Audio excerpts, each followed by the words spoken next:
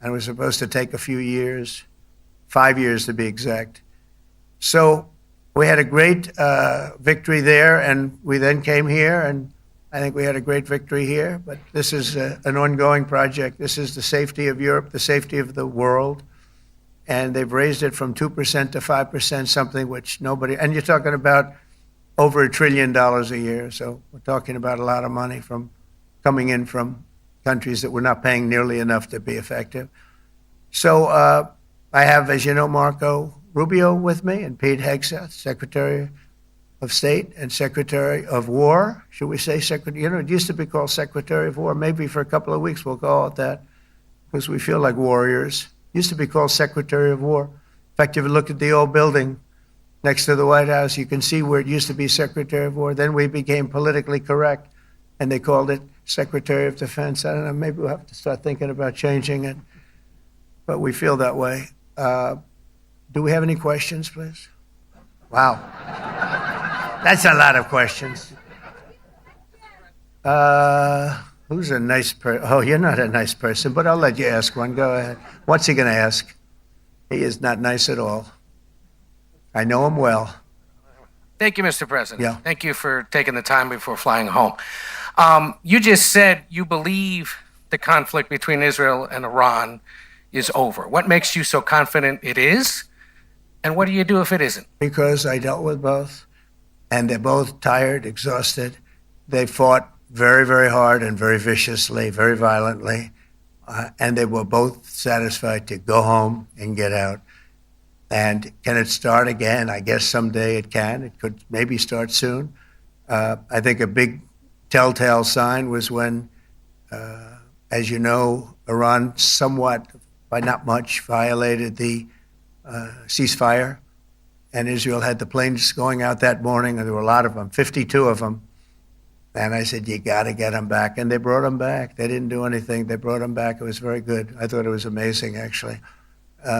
They have fought a hell of a war. They fought very hard.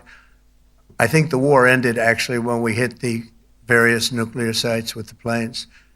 And I just hope you people can give these pilots, these are the best pilots in the world. They're the best shots in the world. They call them shots. That's what they are. And wait a minute. And I just hope you can give them the respect they deserve, because they came home to fake news.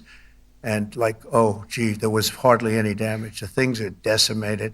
So, but I think, no, I think they're very much finished. I think Israel's going to get back to doing what they do. And I think that Iran's going to get back. You know, Iran has a huge advantage. They have great oil, and they can do things. I don't see them getting back involved in the nuclear business anymore. I think they've had it. They've been at it for 20 years, and I don't see that happening either. Now, if it does, we're always there. It won't be me. It'll be somebody else, but we're there. We'll have to do something about it.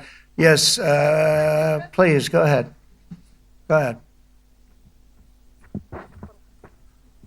Oh, fake news, CNN? Here, I'll hold it. Oh, yeah, here we go. Wait till you hear this question. Thank you, sir. You should really say how great our soldiers are. I think everyone appreciates our soldiers and our warriors. I do have two questions for you, Mr. President. You just cited Israeli intelligence on these attacks. Earlier, you said U.S. intelligence was inconclusive. Are you relying on Israeli intelligence for your assessment of the impact of the strikes? No, this is also, Iran made the statement, and it's also, if you read the document that was given, that Pete can talk about if you'd like, the document said it could be very severe damage, but they didn't take that.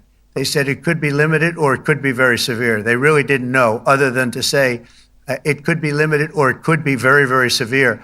And you didn't choose to put that because it was very early after. Since then, we've collected additional intelligence. We've also spoken to people who have seen the site, and the site is obliterated. And we think everything nuclear is down there. They didn't take it out.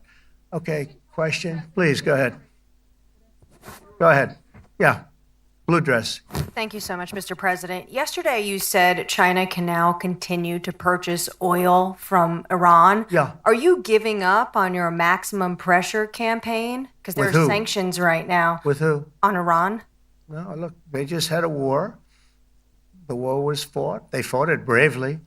I'm not giving up. They're in the oil business. I mean, I could stop it if I wanted. I could sell China the oil myself. I don't want to do that. They're going to need money to put that country back into shape. We want to see that happen. Would it? No. If they're going to sell oil, they're going to sell oil. We're not taking over the oil. We could have, I used to say with Iraq, keep the oil. I could say it here too. We could have kept the oil. No, China is going to want to buy oil. They can buy it from us. They can buy it from other people. But you're going to have to put that country back into shape. It desperately needs money. Yeah. Mr. President. Yeah, please. Here we go. I'm picking the beauties today. Go ahead. Mr. President, Secretary General Rutte has described President Putin as an adversary, a threat, an enemy. Do you view him the same way? And in addition to that, you mentioned General Kane, your chief of staff, the chairman of the Joint Chiefs of Staff. General Kane. Yes, he has said that Mr. Putin has territorial ambitions beyond Ukraine. Do you view that in the same way? Possible. I mean, it's possible. I know one thing. He'd like to settle. He'd like to get out of this thing. It's a mess for him. He called the other day. He said, "Can I help you with Iran?" I said, "No, you can help me with Russia." Because, in the last few weeks, we took care of India and Pakistan, Kosovo, Serbia. I think on Friday we have coming in, the Congo is coming in, and Rwanda is coming in. That was a vicious war that went on, a machete war, heads chopped off all over Africa. They're coming in. We did 2 others in addition to that. Nobody's ever done anything like this.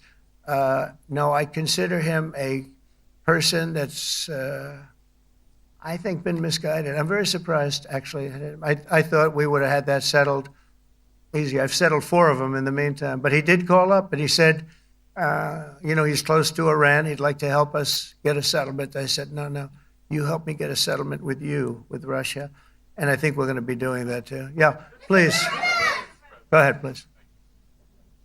Thank you, Mr. President. You've made clear your position on what impact the strikes had. I wanted to ask you what is next with Iran. For instance, is there any indication from U.S. intelligence that Iran was able to move any material, including No, just the uranium? opposite. We think we hit them so hard and so fast they didn't get to move. And if you knew about that material, it's very hard and very dangerous to move. It's called, in many people, they call it dust, but it's very, very heavy. It's very, very hard to move. And they were way down. They're 30 stories down. They're literally 30, 35 stories down underground. You think you got it all? Oh, yeah, we think we think it's covered with granite, concrete, and steel. Can I ask you, are you interested in restarting negotiations with Iran? And if so, have they reciprocated? So or is our this sort of a people, settled Marco matter? could answer this, but our people are not, I'm not. The way I look at it, they fought, the war's done, and, I could get a statement that they're not going to go nuclear. We're probably going to ask for that, but they're not going to be doing it. But they're not going to be doing it anyway.